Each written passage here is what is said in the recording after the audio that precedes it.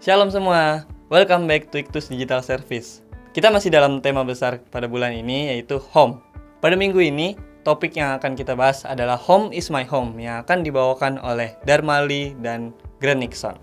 Nah, sebelum kita masuk ke pembahasan sharing kita, aku mau kasih tahu dulu kalau Iktus Digital Service juga punya konten-konten lain seperti IDD atau Iktus Digital Devotion yang dibawakan oleh teman-teman Prodi S1 Teologi Ekumene Jakarta dan juga ID atau Iktus Digital Event, konten digital berupa webinar dan bedah buku yang diadakan setiap bulannya. Untuk info lebih lanjut, kalian bisa cek deskripsi di bawah atau follow IG kita di @iktus.community. Oke, sekian info dari saya. Terima kasih dan selamat beribadah. Shalom Sobat Iktus dimanapun kalian berada. Mari kita siapkan hati kita untuk menyembah Tuhan. Kami menyerahkan seluruh kehidupan kami Tuhan. Pagi hari ini kami mau naikkan penyembahan kami yang terbaik, yang lahir dari hati kami yang mengasihi Engkau Tuhan. Haleluya. Biar pujian ini menyenangkan hatimu. Mari bersama-sama kita mau katakan, ku tahu hidupku milikmu, ku tahu nafasku darimu, ku tahu semua karena kasih-Mu, ku ada untukmu.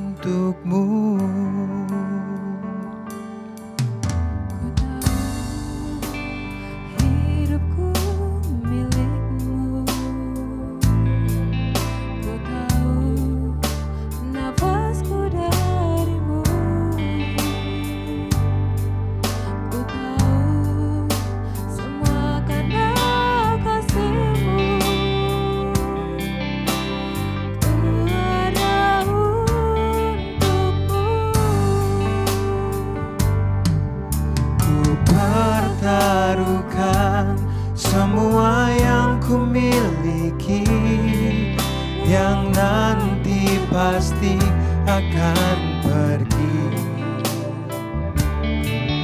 Tak ada lagi yang ku bawa sampai mati. Tak ku sesali melayani Engkau yang abadi.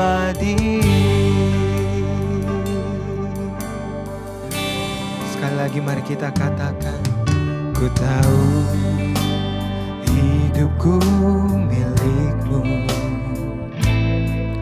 ku tahu nafasku darimu, ku tahu semua karena kasih-Mu.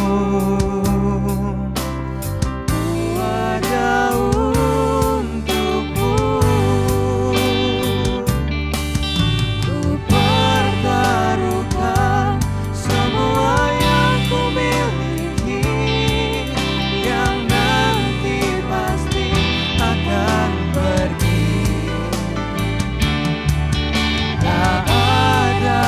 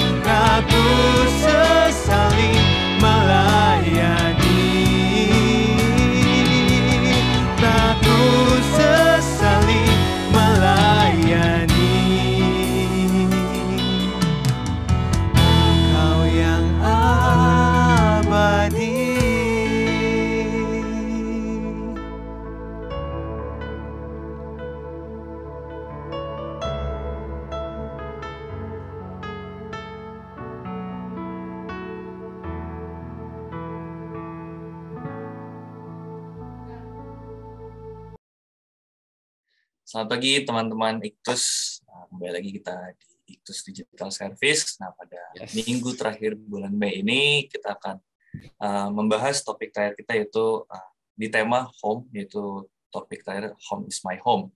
Nah, di sini kita udah ada Ko Grand yang kita udah tahu dan juga ada Kak Dharma kayak gitu yang akan nemenin kita nih di talk show pada hari ini. Oke, halo Kak Dharma, halo Ko Grand. Halo. Oke, topik kali ini cukup buat aku pribadi sih cukup menarik ya, karena home is my home gitu. Sedangkan itu sendiri kan konsepnya ya bahas lebih ke teologi kayak gitu kan. Kalau teologi ya melipir-melipirnya ke gereja kayak gitu kan. Nah, sedangkan ini pembahasannya kok home is my home. Ini jadi mungkin sesuatu yang baru bukan hanya untuk aku, tapi untuk teman-teman yang akan nonton. Kayak gitu. Nah, mungkin pertanyaan pertama udah bisa ya dilempar pertanyaan ya. Untuk Kak Dharma dulu nih. Aku manggil Kak ya. Kenapa sih? Kan aku ngeliat nih IG-nya Kak Dharma nih, ya kan. Aku ngeliat gambar-gambarnya, ya kritik sosial itu dapat banget gitu, apalagi di dunia kekristenan bahasanya kayak gitu. Nah, dan akhir-akhir ini kan aku ngeliat ada satu gambar di mana pembahasannya itu home is my home gitu kan. Aku anggaplah itu campaign dari Kak Dharma. Nah, apa sih yang menginisiasi Kak Dharma untuk menginisiasi untuk campaign ini dimulai gitu? Berpikir bahwa home is my home. Itu apa yang memulai itu, Pak? Kalau mau dilihat sejarahnya banget gitu, maksudnya sampai bisa kayak punya hati yang maksudnya berani ngomong kayak gitu, sebenarnya lumayan jauh sih, karena kayak latar belakang keluarga aku sendiri kan dari broken home. Jadi dulu aku sempat lahir di satu keluarga, terus papa mama cerai karena masalah keluarga juga, masalah keuangan waktu itu. Terus mama married lagi. Terus habis itu ya maksudnya typical broken home lah gitu. Aku nggak deket sama papa yang baru. Terus habis itu sama mama juga pada sibuk kerja semua. Jadi kayak ya gede-gede sendiri lah. Ya diurusin sih, maksudnya kayak diawasin, di sekolahin, kasih uang jajan. Cuman kedekatannya itu bisa dibilang nggak dekat ya, dekat tapi nggak dekat gitu loh. Jadi maksudnya gini, aku bisa lihat gini, kalau aku ada apa-apa ya, karena aku sekarang udah married gitu kan.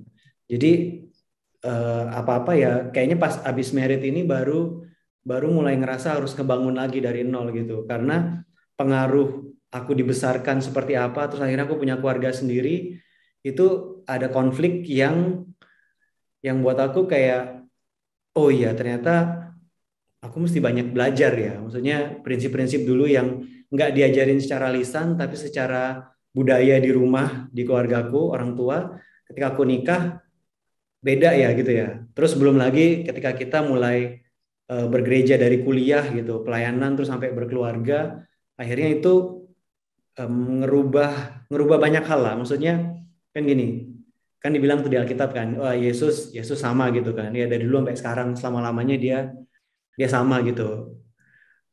Tapi buat aku Yesus ya memang sama gitu, cuman musim setiap orang beda. Jadi istilahnya kita nggak bisa bilang, oh iya setiap musim ketika kamu, maksudnya kita mendefinisikan ketika kamu baru bertobat, kamu on fire, terus wah kamu mau ngelakuin ini itu gitu.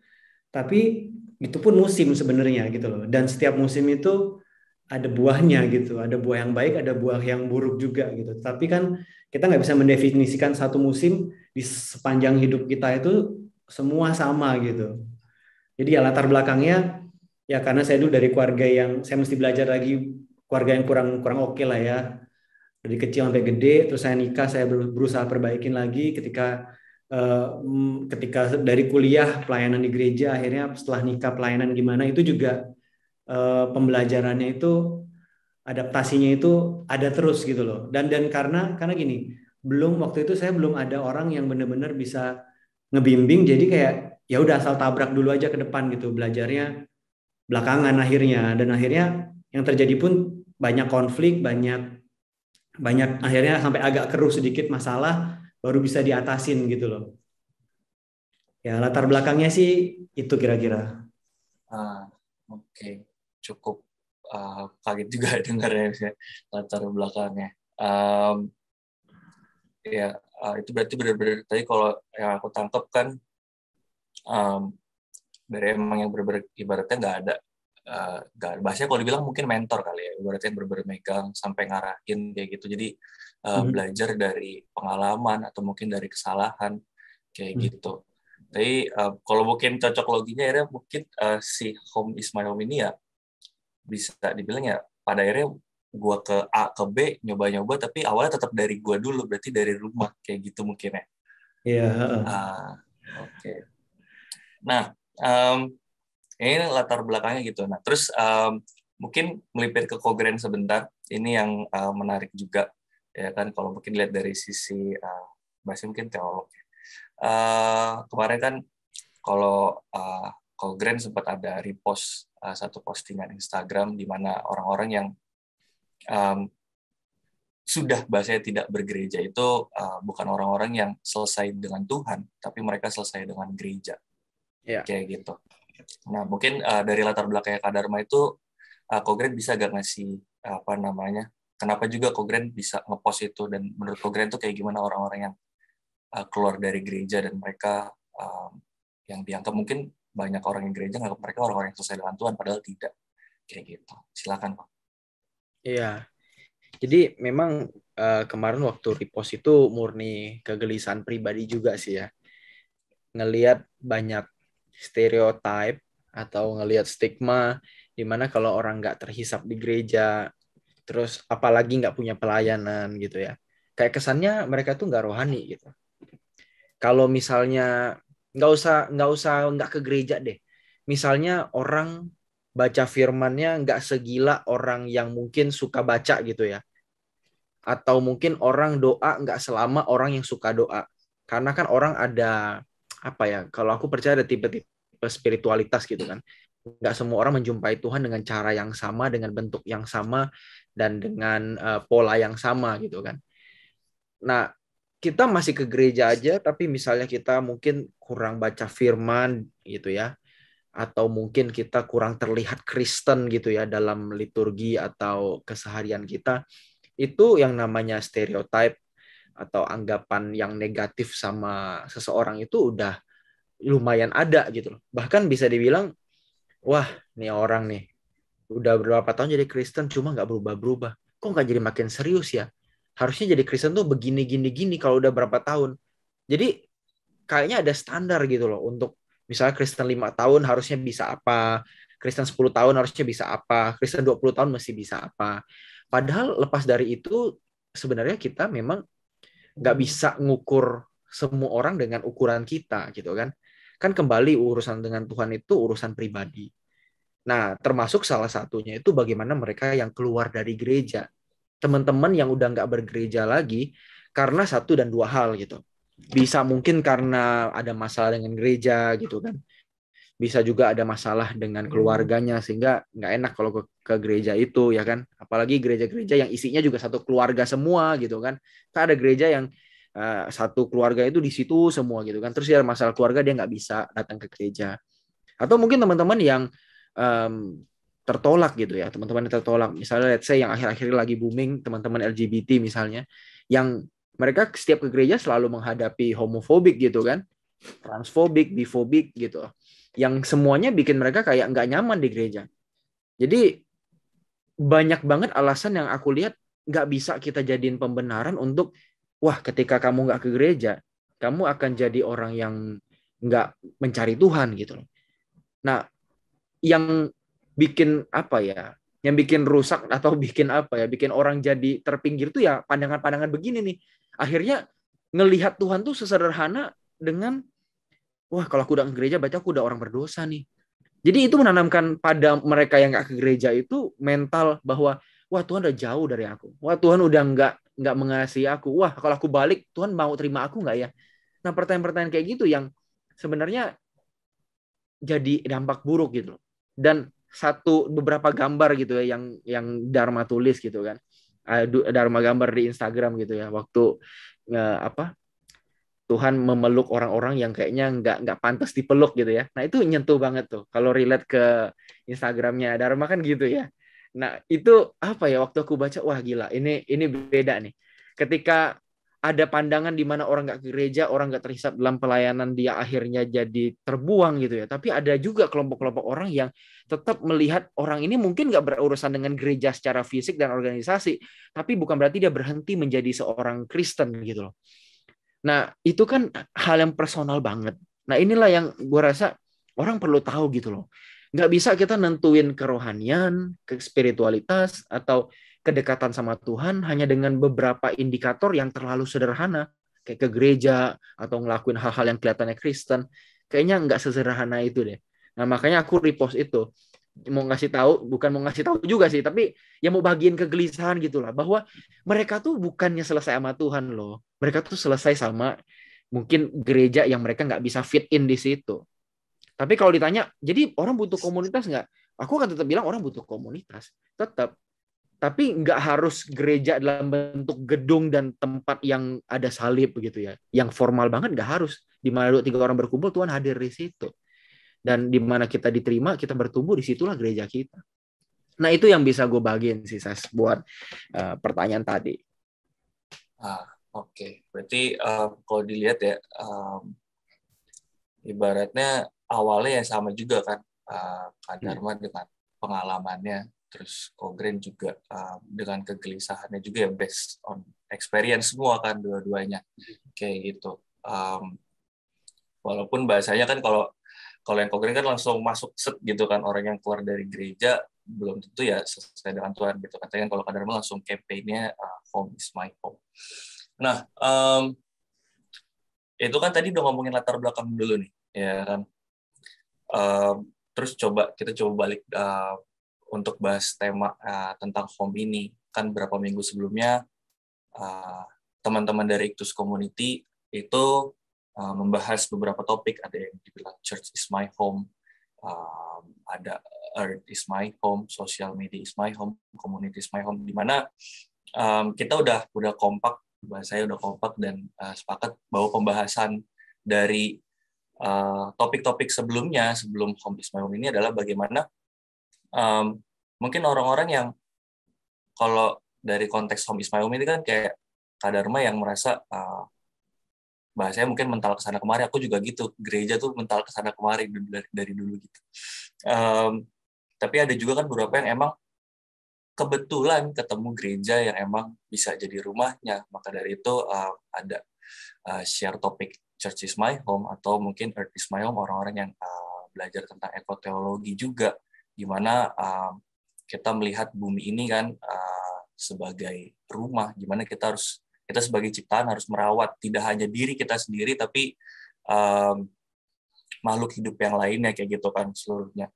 Nah, dan ada komunitas juga, makanya kan tadi Kogren bilang tidak harus gereja dalam bentuk gedung, tapi 2-3 orang juga kan itu bisa dibilang komunitas kayak gitu. Pada intinya ya rumah pun hasil menurutku komunitas juga kan kayak gitu. Nah, mungkin lanjut ke pertanyaannya. Pertanyaan selanjutnya mungkin ke Kak Dharma. Home is my home. Tadi udah latar belakang. Meaningnya dan kan kalau dibilang cara campaign-nya jelas dari Instagram dan gambar-gambar. Tapi meaning tersendiri bagi Kak Dharma, kenapa home is my home ini? Nah, itu kayak gimana? Aku ingat satu ceritanya. Jadi berapa tahun lalu itu kayak ada satu musim lah. Aku sekeluarga kan, jadi kita bertiga waktu itu. Aku istri sama anak pertama. Kita ini tahun 2019, sekitar pertengahan lah. Jadi akhirnya kita waktu itu lagi masa transisi, istilahnya kayak kita kan tadinya tinggal di Bali, terus pindah ke Jakarta. Akhirnya 2019 kita mutusin buat pindah lagi di Jakarta gitu. Dan ada satu masa di mana aku dapat kerjaan waktu itu, jadi di Sumatera Utara situ, di Medan, tapi masih kayak 3 jam lagi dari kota gitu, agak ke pinggiran kan. Nama kotanya namanya Kisaran. Nah pas di sana itu kita juga udah ngobrol, aku sama istri lah, kita bilang kayak kita mau cari gereja lokal nggak ya, maksudnya cari komunitas lah gitu, karena kita bakal beberapa bulan di sini gitu. Cuman eh, setelah kita pikir-pikir, terus kita lagi doa juga kan, waktu itu ada rumah di sana tinggal. Terus pas waktu itu aku nanya ke anakku gitu, dia waktu itu umur umur apa ya? 5 mau ke 6 lah. Nah, Jadi aku tanya dia kan, eh, namanya kan Ke, kalau menurutmu gereja itu apa gitu? Terus dia jawabnya kayak, oh ya itu yang kita pergi hari Minggu, terus habis itu ada orang nyanyi, ada orang khotbah, terus anak-anaknya ikut ke sekolah Minggu gitu. Terus kan ya gitulah, terus kasih persembahan, terus habis itu pulang gitu. Dari sana di hati itu kok kayak kayak agak miris gitu kan sebenarnya, karena mikir, aduh, maksudnya gini, kalau buat kita yang udah dewasa, kita tahu gitu loh. Cuman kita tahu pun tapi kadang nggak sepenuhnya menyadari dan secara sadar kita ngejalaninnya itu kayak gini. Istilah sederhana lah, kayak gereja itu kita sebenarnya, ya kan? Jadi gereja itu kita. Tapi ketika dengan melakukan budaya gereja dengan ya apalah denominasinya gitu. Tapi kita secara nggak langsung ngebentuk sebuah pola pikir di anak yang masih polos, kalau pengertian gereja itu adalah itu gitu, bukan dari sini dulu. Kalau misalnya gini, kalau misalnya pas aku tanya anakku, dia bisa jawab, oh aku gereja gitu kan. Jadi istilahnya kayak ya dia tahu sebagai eh, pengikut Kristus dia gereja gitu. Anak kecil kan jawab aja polos gitu kan. Mungkin aku bakal berpikir lain, oh iya gitu. Tapi karena dia waktu itu jawabnya kayak gitu, jadi buat aku kayak oke deh, pokoknya selama kita di kota kecil ini kan sementara juga. Kita doa dari rumah aja mulai. Kita bangun pondasi lagi dari awal. Kita nggak usah pergi kemana-mana. Kita di rumah doa tiap malam. Kita bangun lagi pengertian itu ke dia gitu. Kalau kita ini gereja, kamu itu gereja, satu itu kamu udah gereja, dan kita ngumpul 3 orang ini juga udah gereja, dan ketika kita ngumpul lebih gede lagi itu juga gereja gitu loh. Jadi tapi ngebangun itu dulu, kayak bener-bener dia sadar kayak I am the church, kayak we are the church. Nggak peduli budayanya apa, nggak peduli worship style-nya apa, nggak peduli gerejanya branded keren apa enggak gitu, but we are the church. Mulai dari diri sendiri sampai pelan-pelan ngelihat keluar kalau ini loh, kita nih orang-orang percaya ini semua ini adalah satu tubuh sebenarnya. Karena kan ketika kita masuk ke sebuah komunitas tertentu dengan label tertentu, dengan branding tertentu, dengan self image yang diciptakan ketika kita masuk ke komunitas tertentu, itu secara nggak langsung untuk berapa orang ya, saya nggak tahu, mungkin nggak bisa ngakimin semua juga ya, pasti terbentuk pola pikir yang agak terpisah-pisah, kayak divisif gitu loh. Maksudnya gini, ketika aku pergi ke gereja yang paling keren nih, udah internasional gitu kan, terus ketika kamu ketemu temenmu yang kamu gereja apa, oh ya aku ini masih yang konservatif banget deh gitu, tepuk tangan aja nggak boleh gitu, pasti langsung tercipta sebuah pola pikir kayak kok ngerasanya gini, gereja yang lebih keren ngerasa harus nyelamatin gereja yang kurang keren, yang ngikutin tren gitu loh. Padahal sebenarnya kan ya kita satu tubuh gitu, maksudnya dan ya itulah pokoknya. Jadi kita ngebangun pondasi lagi dari awal, dari keluarga sendiri, sampai dia punya pengertian itulah gitu loh, yang benar gitu. Ya itu ini apa ya, itu yang buat aku kayak personal banget juga gitu. Dan lebihnya lagi tuh karena gini, dari keluarga itu aku ngelihat gitu kan, udah sekian lama tuh banyak pelayanan ke anak muda. Aku banyak ke anak-anak muda lah. Kita sempat bikin youth center dulu di Bali, terus sempat pelayanan di youth juga di satu gereja di Bali, terus pas di Jakarta juga gitu. Tapi ketika aku renungin lagi gitu, oke, kita ngebangun generasi gitu, tetapi yang aku bangun juga secara langsung dan secara lama dan impact-nya akan lebih besar itu adalah yang aku bangun di rumah, di istri, di anakku gitu. Ketika aku keluar pun misalnya pelayanin generasi muda gitu, orang-orang yang lebih muda lah istilahnya. Kalau keluarga aku nggak beres, mereka mau ngelihat teladan kemana coba gitu. Jadi istilahnya ada sebuah kesadaran yang aku di rumah harus kuat. Maksudnya apa ya? Ya aku nggak asal keluar aja, tapi gini, wah bisnis sukses, wah pelayanan sukses. Tapi anakku di rumah setiap kali dia minta main nggak pernah main sama aku. Aku terlalu sibuk ngurusin ini itu gitu. Ngedate sama istri jarang gitu. Sekarang aku anak udah 2 gitu. Gimana aku ngebagi 2 lagi? Gimana masing-masing bisa dapat perhatian yang cukup gitu. Jadi istilahnya gini, ketika aku keluar, anak-anakku di rumah, keluargaku di rumah juga ya mestinya terbangun ya dengan kuat juga gitu, nggak cuma keluar doang. Ya itu dulu sih. Ah, oke. Ini menarik banget sih. Karena pembahasannya tentang fondasi kan dari rumah.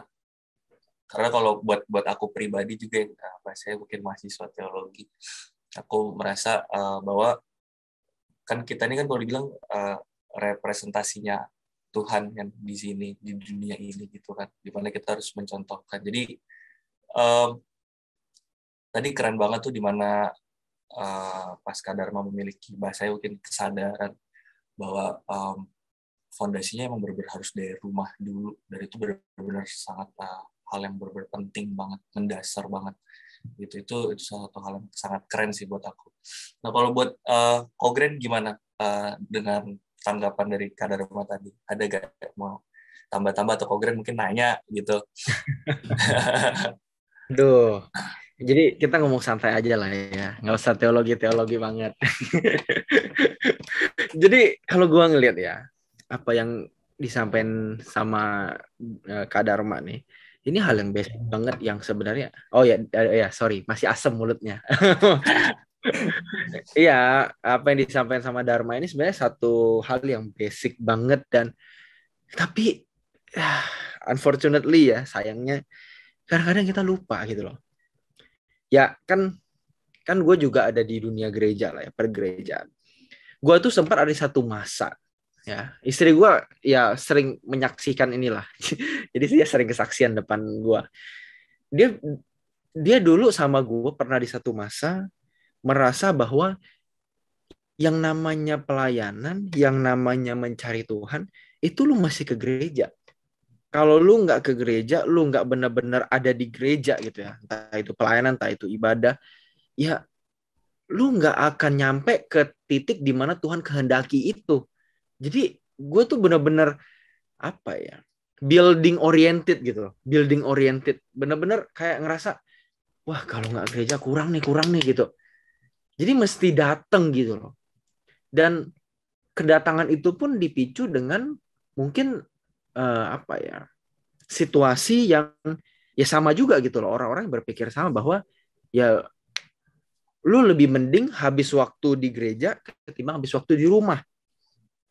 Ngobrol sama orang rumah doang, cuma sekedar ya main-main sama anak gitu kan. Tapi dulu belum punya anak sih. Ya kesannya ya mungkin kalau waktu itu gue cuma ngobrol sama Eliza, ya cuma deep talk aja. Itu kurang kurang baik gitu loh. Kayak kesannya tuh sesuatu yang kurang rohani. Nah, gue ada di fase itu dulu, di mana gue merasa bahwa ada dua pemisahan gitu kan. Ketika gue main sama orang-orang rumah, sama keluarga gitu ya. Mungkin waktu itu karena gue waktu masih pacaran sama Eliza, ya gue ngobrol sama dia sekedar untuk apa ya, bangun hati bareng gitu kan, bangun visi bareng, bangun satu pemikiran yang sama, punya quality time bareng, itu kayaknya sesuatu yang berdosa gitu loh. Yang kayaknya, aduh, harusnya waktu ini bisa pakai buat ke gereja nih gitu. Nah, gue tuh pernah sampai di masa itu gitu loh. Yang kayak sampai, wah kalau nggak ke gereja ini dosa nih. Ini dosa nih, gue membuang waktu yang Tuhan percayakan. Nah, itu lahir dari pemikiran yang sangat apa ya, sangat terbagi gitu loh. Sama lah ketika dulu waktu gue belum ke Jakarta, gue masih di rumah ya, masih di Kalimantan, gue juga merasa begitu. Gue lebih mending ke gereja ketimbang gue cuma di rumah sama orang tua ngobrol-ngobrol, ya ngobrol sana ngobrol sini apalah gitu ya. Karena kan kita emang ngelantur ngomongnya banyak kan. Tapi hari ini gue punya pengertian yang beda, bahwa dimanapun kita di Dharma bagiin ke kita, itu nggak ada perbedaan. We are the church gitu loh. Kita adalah gereja gitu. I am the church. Sayalah gereja itu. Ketika kita ada di keluarga, di rumah, itu pun bisa jadi satu perkumpulan atau satu persekutuan yang menghadirkan Tuhan gitu loh. Gimana kita bisa di luar sana dengan begitu luar biasa gitu ya, diterima orang, disambut orang, dipuji orang, tapi di rumah kita nggak punya hubungan, kita dingin, kita sekedar jadiin rumah itu kayak hotel gitu kan, datang terus kita nginep, ada breakfast, habis breakfast kita keluar dari hotel, nanti malamnya check in lagi, selanjutnya muter-muter gitu terus. Nah ini yang apa ya, yang gue baru punya kesadaran itu. Jadi hal basic yang kita udah bangun dari dulu bahwa gereja adalah tubuh Kristus bukan gedung gitu ya. Ya gedung pun nanti secara organisasi jadi gereja gitu kan. Tapi esensinya kan orang-orang dipanggil dari terang menuju dari gelap menuju ke terang gitu ya. Nah kan itu esensi awalnya. Cuma kita kadang-kadang aduh karena mungkin terlalu apa ya, suasana Indonesia mungkin terlalu religius juga ya. Ya rumah ibadah di mana-mana gitu kan. Apalagi kalau daerah-daerah kantong Kristen ya. Wah, setiap 20 meter gereja, 20 meter gereja gitu kan. Jadi kesannya church is important gitu. Church as a building is very important for you. Kalau lu nggak begini, lu pasti nanti sesat, lu masuk neraka gitu kan. Lu buang waktu yang Tuhan percayakan. Padahal ketika kita bersama dengan keluarga pun itu ada apa ya, Tuhan hadir di situ. Dan aduh, gua benar-benar bertobat. Apa yang disampaikan tadi sama Dharma itu jadi bikin kita benar-benar bisa ngingat lagi bahwa ya gereja itu bukan masalah kehadiran kita di mana gitu loh. Bukan masalah gedung, tapi masalah hati dan dengan siapa kita bersama gitu kan. Kalau kita punya kesatuan fisik, kesatuan hati buat nyari Tuhan, why not gitu loh. Kenapa enggak? Nah itu yang menurut gue ya. Ini kan kita udah tua-tua nih Kristen, pasti lebih dari 20 tahun. Kita udah tahu cuma kadang-kadang lupa. Iya. Nambahin dikit boleh nggak nih? Boleh banget kan. Tapi kalau ini lebih pengalaman pribadi sih. Jadi Ya. tadi kan aku ada mention, jadi kayak kan pelayanan waktu itu mulai kuliah sebenarnya. Jadi bener-bener kalau secara pribadi itu kayak baru bener-bener bertobat sungguh-sungguhnya itu dari kuliah sebenarnya. Aktif banget lah gitu kan. Dulu gabung ke gereja yang slogannya welcome home tuh udah kayak oh yeah gitu kan. Welcome home ya. Cuman memang ngimpact sih. Jadi dulu secara komunitas itu ngebangun banget gitu loh. Apalagi aku datang dari keluarga yang broken home, terus punya sebuah komunitas yang nerima aku apa adanya, walaupun akhirnya setelah berapa tahun baru nyadar juga sebenarnya ternyata nggak terlalu apa adanya. Ya selama aku terdaftar dan aktif ya baru aku dikasihi gitu. Kalau enggak, iya. Kalau nggak nurut, iya. Kalau mempertanyakan, baru itu udah agak lama dikit. Waktu udah mulai bisa mikir sendiri gitu. Cuman gini, yang aku lihat gitu kan itu kan kita ngomong budaya ya, misalnya setiap komunitas gereja gitu, institusi lah, kan punya doktrin sendiri dan punya culture sendiri. Kita punya spiritual journey sendiri-sendiri gitu. Oh, ada yang sebelum dibaptis mesti CD, ada katekisasi, ada apanya, terus ada yang gimana, oh ada yang butuh tobat langsung. Jadi kan beda-beda, tapi habis itu harus ikut kelas lagi. Oh, kalau mau pelayanan harus ikutin step-stepnya semua gini. Terus kalau udah pelayanan, udah aktif, gimana? Oh, jadi tim doa, oh tim musik, oh jadi ketua sel group gitu misalnya. Terus naik pangkat jadi ininya apanya yang lebih tinggi lagi gitu.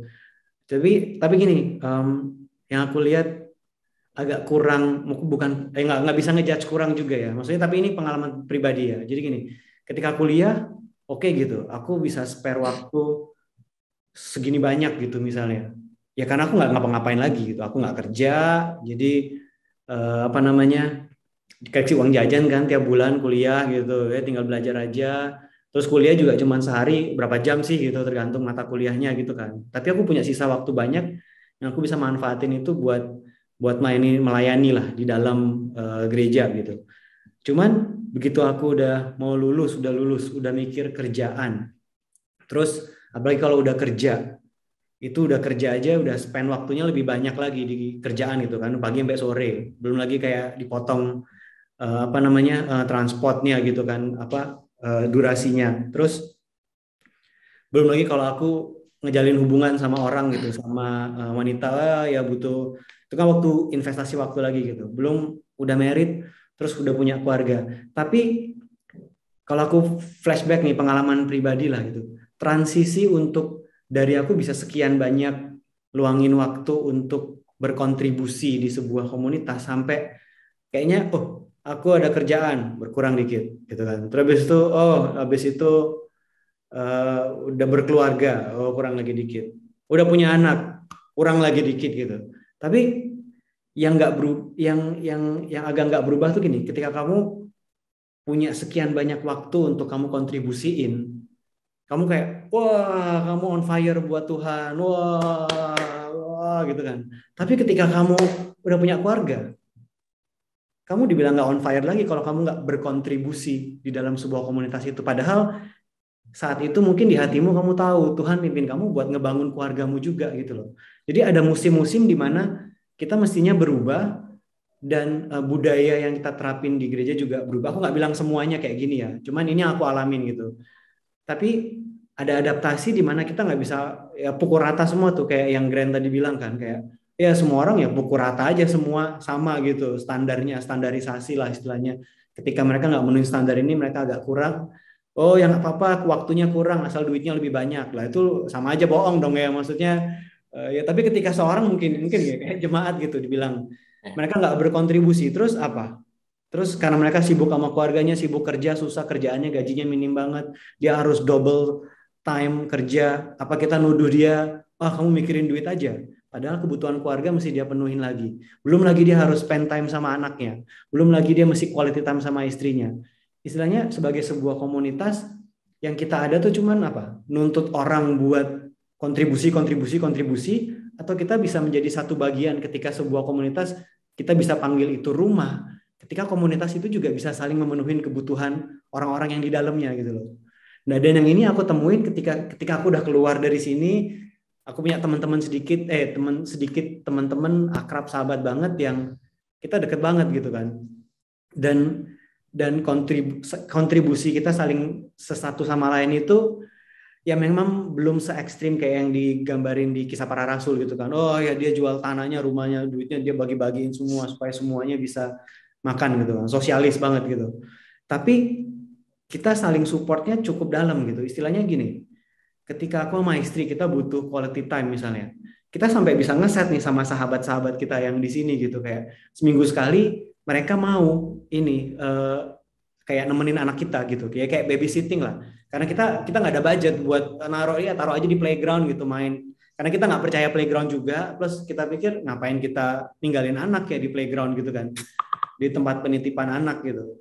Tapi kita punya sahabat-sahabat orang percaya juga yang mau relain waktu mereka, space mereka, bahkan nraktir anak-anak kita juga kadang dibawa jalan-jalan.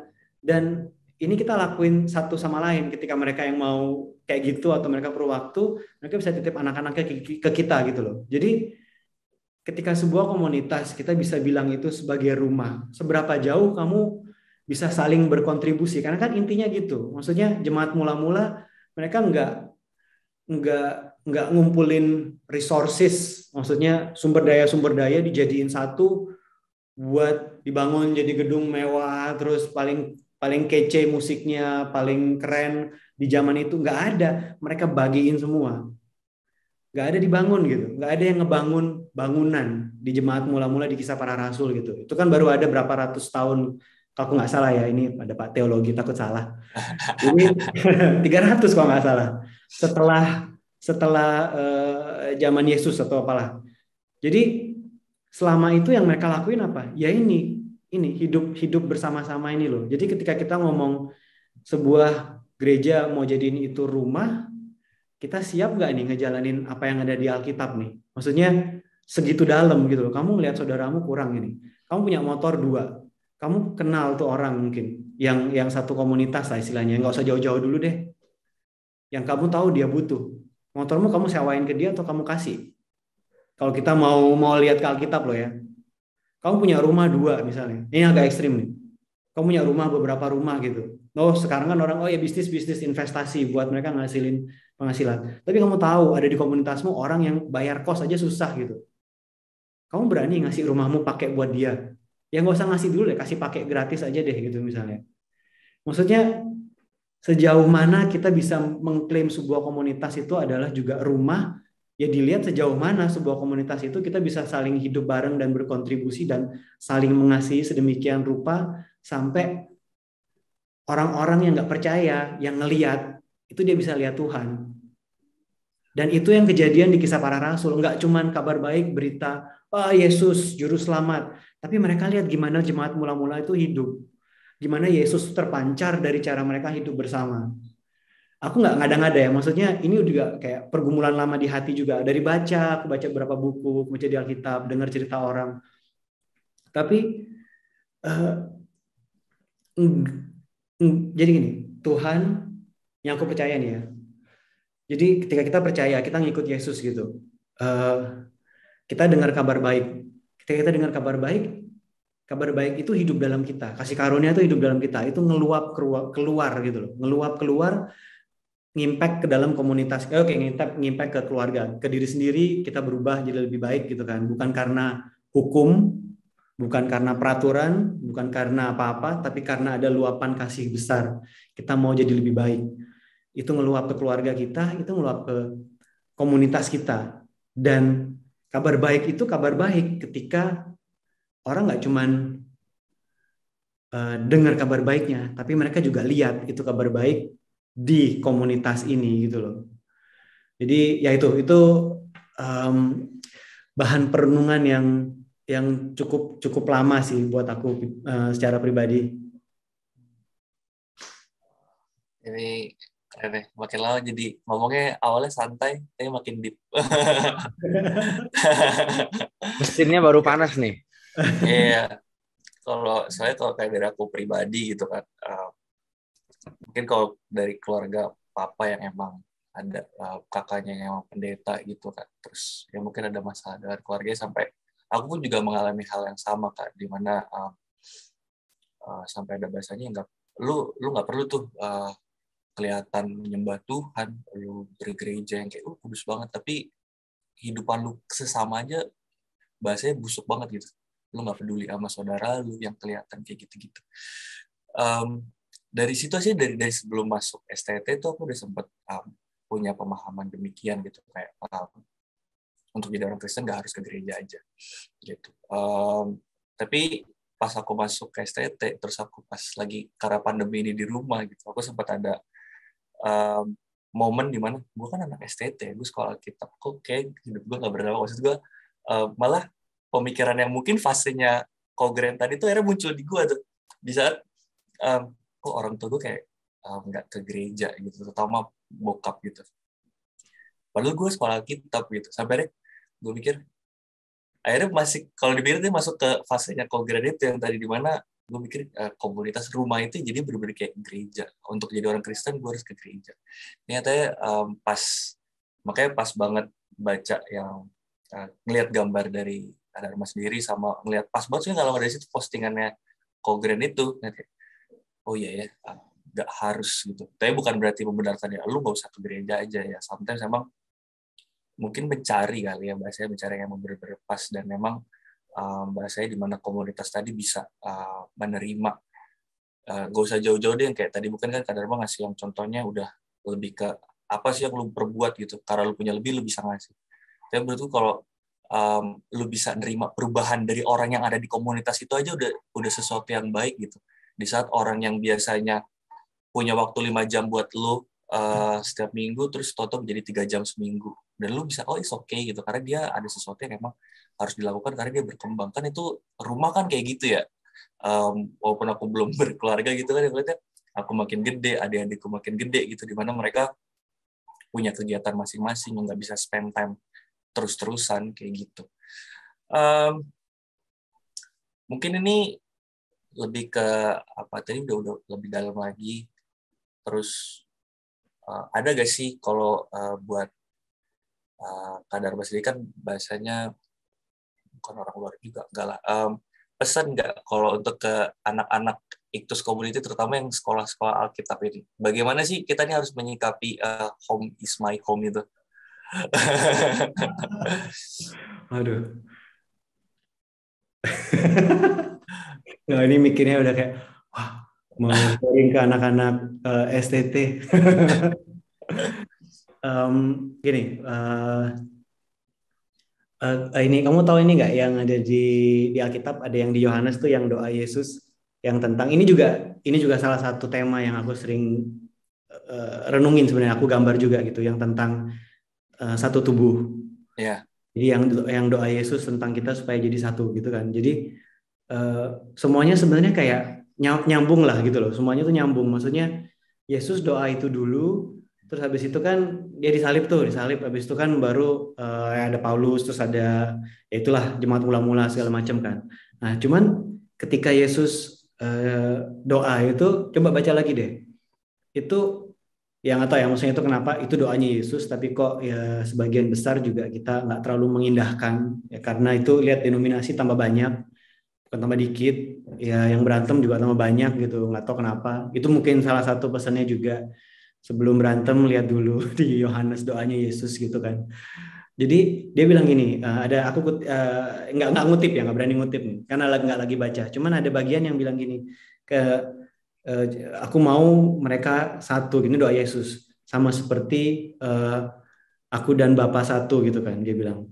Jadi dia pokoknya intinya dia bilang gini, ketika kita nih bersatu, itu dunia akan ngeliat gitu. Kalau kalau kalau Tuhan itu ada di dalam kita. Kalau kita satu. Coba baca lagi deh, ya kan? Nah, maksudnya dia kalau kita satu gitu, kita nih pengikutnya nih, satu tubuh. Apa sih? Kadang kan cuma mikir satu tubuh ya, unity in diversity. Ya, maksudnya dari dulu dari youth juga sering banget camp-camp kayak gitu kan. Cuman satu tubuh yang seperti apa gitu loh. Jadi ngebayangin kalau kita satu tubuh nih, badan nih, kita kan satu nih, satu orang satu gitu kan. Ketika kita dicubit di tangan gitu kan, ya kalau yang masih sarafnya normal kan ya sakit gitu, dipukul gitu ya, sakit yang ngerasain seluruh badan sebenarnya. Dipukul, dijegal orang, jatuh, dicolok matanya, nggak bisa nafas, seluruh badan ngerasain gitu. Jadi ketika Yesus doa itu, aku percaya maksudnya dia itu adalah ini loh, realisasinya itu ada di jemaat mula-mula ini. Kenapa mereka saling mengasihi segitu besar gitu? Karena satu orang nggak tahan ngelihat ada yang susah. Satu tubuhnya dia ada yang sakit, dia cuma diam aja, sedangkan dia punya banyak yang lebih, tapi dia nggak ngapa-ngapain, dia nggak tahan. Makanya ayat-ayatnya itu kayak orang kayak ngasihnya itu kayak jor-joran gitu loh, kayak wah gila-gilaan karena mereka ngejalanin itu. Dan ketika jemaat mula-mula ngejalanin itu, ya dunia ngelihat jumlah mereka ditambahkan gitu kan. Ya Alkitab juga nulisnya kan gitu. Jadi kalau kita hubungin itu ke doa Yesus, ya benar memang ketika mereka satu tubuh, ketika ada yang sakit, yang lain juga ngerasain dan mereka saling nopang, saling mengasihi sedemikian rupa, dunia ngelihat gitu kan. Jadi istilahnya gini, bukan seberapa keren kampanye kita buat menginjili orang, seberapa keren video kita bisa bikin di reel buat orang bertobat sampai bisa menyentuh hati mereka, seberapa keren musik yang kita bisa buat atau LED di gereja kita yang paling mahal apa enggak, gedungnya yang paling modern apa enggak, apakah kita gerejanya di branding dengan bagus sedemikian rupa, berapa follower kita yang ada di Instagram atau di Facebook, subscriber kita ada berapa di YouTube.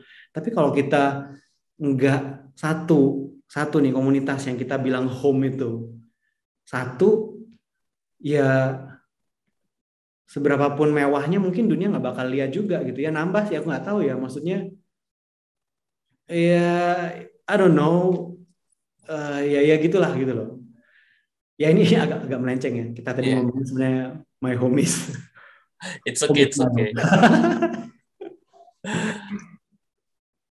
Tapi ya itu balik lagi kalau semuanya ini misalnya kita ngomongin satu tubuh ya, kayak di rumah juga sebagai keluarga juga ya selalu dimulai dari sesuatu yang sederhana lah dari rumah. Ini pesannya emang benar-benar mantap nih. Ini mungkin di penghujung juga, Ogren, dan gimana nih tentang home is my home juga ada pesan yang terakhir ya. Pesan tadi kayak mau kemana aja. Depan juga ketemu gue lagi. Iya, apa yang Dharma sampaikan sebenarnya udah sangat nyentuh ininya ya, esensinya. Jadi buat teman-teman yang nonton layangan ini, kita sedang tidak bermaksud untuk menciptakan barisan murtad dari gereja ya. Jadi jangan salah tangkap ya, jangan salah fokus. Wah gila, itu nggak promosiin kampanye, udah di rumah aja lu nggak usah ke gereja. Aduh, itu benar-benar bukan tujuan kita. Tujuan kita malam hari ini, maksudnya pagi hari ini gitu ya, pagi hari ini karena ini jam 10. Tapi kalau teman-teman nontonnya malam ya berarti malam gitu ya. Bisa aja ngelesnya gitu ya. Kalau kalian nonton ini, goal kita sebenarnya adalah balance, keseimbangan itu. Ya, keseimbangan itu jadi tujuan kita. Kita ngomongin begini sebagai apa ya? Antitesis lah ya, atau sebagai pengimbang dari mungkin kesibukan atau kepadatan kita di luar rumah, sehingga kita lupa bahwa rumah kita itu juga adalah rumah kita yang sesungguhnya gitu loh. Karena gue ngeliat fenomena banyak orang bisa betah berjam-jam di komunitas gereja gitu ya, betah benar-benar berjam-jam untuk ya ngumpul, makan, ya gathering, outing, apapun itulah ya yang bersifat di luar rumah. Tapi untuk di rumah, untuk ngobrol bareng orang tua, ngobrol bareng pasangan, buat waktu buat anak, itu benar-benar kayak nggak di situ loh. Hatinya pun nggak di situ. Badannya bisa di situ, tapi hatinya nggak di situ. Nah, kita mau ngimbangin ini dengan nyiptain kesadaran bahwa rumah kita, keluarga kita adalah tempat di mana kita pun bisa menjadikannya sebagai sebuah gereja. Dan disitulah kita pertama-tama dipanggil. Kan kejadian kasih kita udah semacam pengetahuan dasar lah, bahwa yang Tuhan bentuk pertama kali itu bukan gereja secara gedung dan organisasi agama hari ini, tapi juga keluarga. Yang pertama tuh keluarga. Adam, Hawa, dan anak-anaknya dalam persekutuan dengan Tuhan. Nah, jadi nggak ada alasan bahwa kita bisa bilang, wah rumahku nggak asik gitu ya, wah rumahku begini, rumahku begitu. Oke, kita nggak punya situasi yang ideal, nggak ada rumah tangga yang ideal, nggak ada keluarga yang ideal. Pasti kita punya masalah masing-masing, entah orang tuanya, entah anaknya, entah saudaranya, atau apa, pasti punya masalah yang kadang-kadang bikin nggak betah juga di rumah. Tapi malam ini kita mau bagi-bagi ya insight gitu ya, buat teman-teman yang mungkin merasa bahwa rumah itu kurang penting atau nomor 2 gitu, yang penting aku eksis di gereja, aku eksis di pelayanan. Yuk kita balik ke basic, kita balik ke dasar bahwa rumah itu tempat kita pertama-tama dipanggil. Panggilan kita itu bukan memuridkan ratusan orang, ribuan orang terlebih dahulu, bukan jadi pendeta atau jadi aktivis yang punya tadi follower atau subscriber yang banyak banget, tapi seberapa hidup kita berdampak, mulai dari rumah, mulai dari tempat di mana kita dilahirkan besar dan kita merasakan cinta kasih yang paling dekat. Bagikan itu, luapkan itu terlebih dahulu di keluarga kita.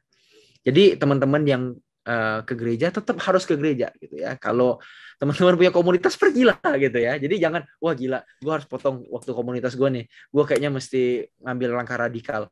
Ya, nggak usah segitu banget. Tapi milikilah kesadaran untuk memiliki hidup yang seimbang.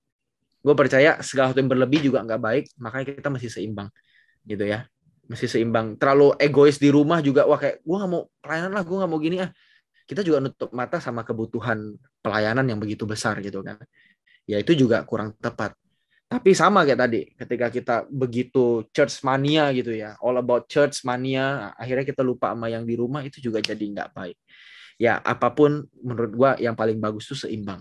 Dan ketika kita seimbang, kita bisa jadi pribadi yang utuh dalam Tuhan. Dan ya terus jadi orang yang punya dampak buat segala sisi atau aspek hidup kita dengan baik. Itu sih, Ses. Thank you. Nggak terasa banget ya. Kita udah ngobrol berarti hampir 1 jam pembahasan itu Home is my home, dari pengalaman, kegelisahan, sampai ibaratnya goalnya dari Home is my home itu untuk balancing gitu.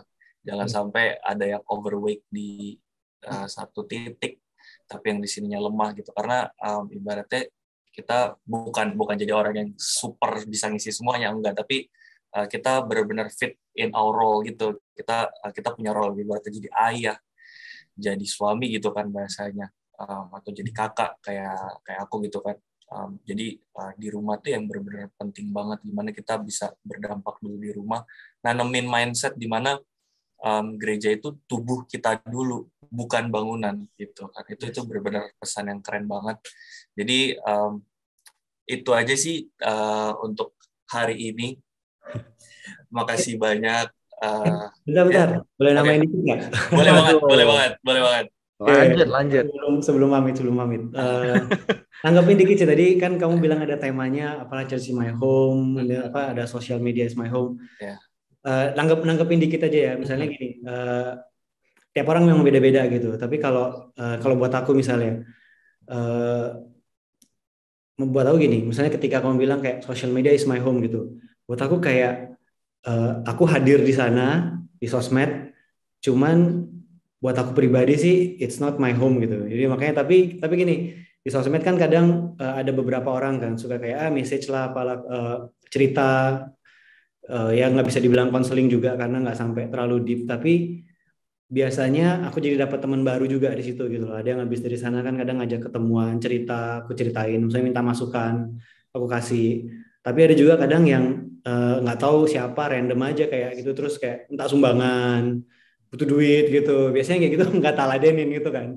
Maksudnya aku kalau kenal ya, kalau aku tahu ya yang kalau aku bisa bantu aku bantu. Yang random gitu kayak apaan sih nih? Biasanya gitu. Terus gini tadi nambahin yang dari Grand tadi bilang dikit sih. Ini yang aku nemu juga sebenarnya selama perjalanan inilah gitu, ngikut Tuhan lah. Kan tadi aku bilang kayak kita semua kayak ada musimnya gitu kan. Kita ada musimnya dan aku percaya setiap orang itu beda gitu. Beda-beda lah. Musim ini musim apa walaupun di usia yang sama tapi tiap orang beda-beda gitu. Nah, ada satu hal sebenarnya yang menurut aku cukup penting juga buat dibangun gitu kan. Kalau teman-teman mungkin yang spiritualitas di luar sana gitu, ada beberapa temanku juga sempat ngobrolin ini gitu. Bahasa umum yang orang dengar di luar itu adalah intuisi. Tapi kita tahu, kita orang percaya kita tahu, itu tuntunan Roh Kudus. Kalau di Alkitab bilang it's being led by the Spirit. Jadi kayak tuntunan Tuhan. Tuhan kasih Roh Kudus, dia tuntun hidup kita gitu kan. Tuntunan buat apa gitu. Jadi kalau buat aku sendiri, aku ngerasa di setiap musim aku yang beda-beda itu dia ngomong sesuatu ke aku loh ya. Maksudnya nggak gini, nggak selalu, nggak melulu kayak bisa jadi aku diingetin di ayat, bisa jadi dia ngomong sesuatu yang I don't know kayak tuntunan aja gitu, di ngapain gitu. Tapi ada sebuah dorongan, ada suara hati, ada gimana jelasinnya? Aku nggak bisa jelasin dengan kata juga. Tapi dalam hati kita kayaknya kita tahu ini nih Tuhan nih. Tapi kok di musim ini kok kita sebenarnya diarahkan untuk ngikutin ini, padahal kok kenapa ada sebuah dorongan kita buat ngelakuin yang lain gitu. Nah,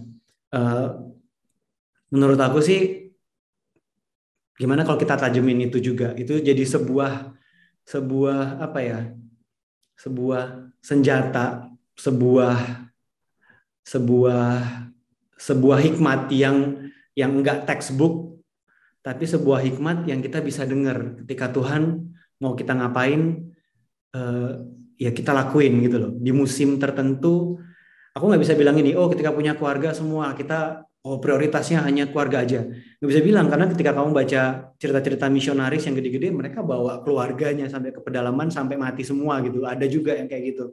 Dan pikir kayak, wah dia membahayakan keluarga dong. Padahal akhirnya buahnya berapa tahun kemudian, maksudnya tempat itu bisa bertobat. Ya banyak lah cerita kayak gitu kan. Jadi istilahnya gini, nggak selalu textbook itu selalu yang kita ikutin. Kayak gini gitu. Tapi coba dengerin kita semua masing-masing nih ya, karena kan semua Tuhan kasih Roh Kudus. Coba didengar gitu loh. Tuntunannya apa sih? Dia nggak harus mulu dengerin dari Pak pendeta bilangnya apa, pastor bilangnya apa, cell group leader bilangnya apa, minta approval dulu. Kalau kita ngerasa gini di hati, Tuhan kayaknya ngomong gini, kita tanya ke atas, ternyata enggak, yang mana mesti kita denger? Pernah nggak kita mikir kalau gimana kalau kita dengar langsung?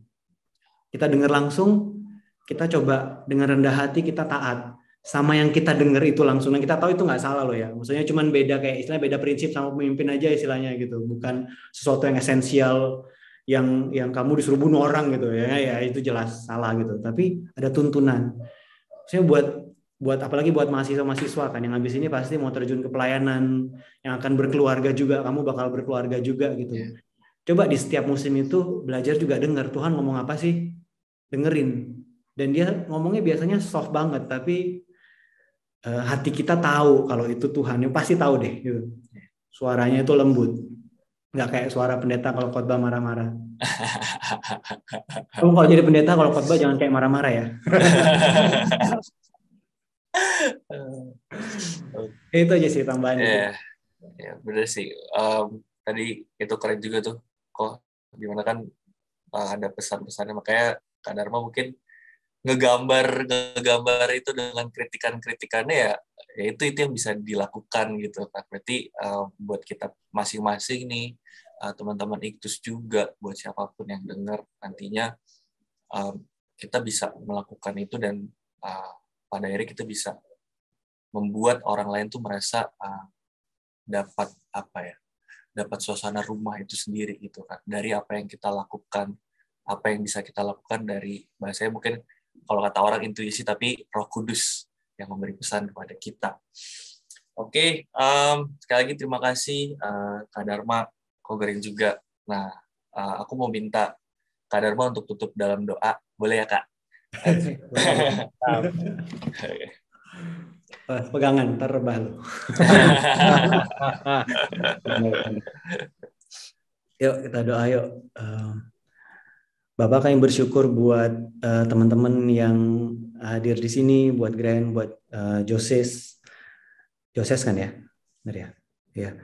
Juga buat teman-teman yang nonton video ini, kami mau berdoa kalau Tuhan mau buka hati mereka, pikiran mereka buat ngedengerin suaramu. Kami percaya Engkau tuntun setiap orang masing-masing dalam hidup mereka, dalam setiap musim. Engkau tahu yang terbaik, dan benar-benar tolong ajarin masing-masing dari kita buat punya hati yang peka, buat punya telinga, buat punya hati yang mau ngelakuin, yang tahu kalau itu suaramu, walaupun itu mungkin tidak selalu sesuai dengan standar yang ada di luar atau yang ada di komunitas kami, tapi ketika Engkau berbicara, biar kami dengar dan kami lakuin. Biar kami tahu apa yang penting dalam hidup kami, keluarga kami, komunitas satu tubuh kami, biar kami saling ngebantu kayak jemaat mula-mula, kayak yang Kau doain. Biar dunia ngelihat kalau Engkau ada di dalam kami. Dalam nama Yesus kami berdoa. Amin. Amin. Oke. Sampai ketemu di konten-konten Iktus selanjutnya. Terima kasih. Sampai ketemu. Bye.